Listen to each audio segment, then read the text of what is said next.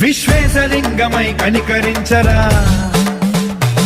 విధి లిఖితమునిక పరపర చరిమి అమృతమి కురిపించరా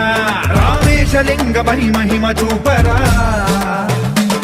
పలు శుభములగని అభయముని నిహితము సతతము అందించరా